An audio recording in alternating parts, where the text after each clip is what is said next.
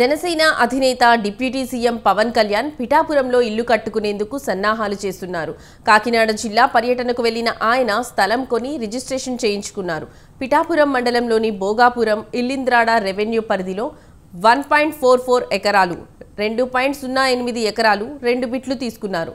నిన్న మధ్యాహ్నం 1:30 నుంచి 2 గంటల మధ్యలో పవన్ కళ్యాణ్ పేరున రిజిస్ట్రేషన్ పూర్తయింది. ఇందులో 2 ఎకరాల స్థలంలో క్యాంప్ ఆఫీస్, మిగిలిన స్థలంలో ఇల్లు కట్టుకొని పిఠాపురంలోనే ఉంటానని బహిరంగ సభలో ప్రజలకు చెప్పారు. ఈ ప్రాంతంలో ఎకరం మార్కెట్ విలువ 15 నుంచి 16 లక్షల రూపాయలు ఉంది. మరో 10 ఎకరాల తోటలు జనసేన నేతలు కొనేందుకు సిద్ధమవుతున్నట్లు సమాచారం.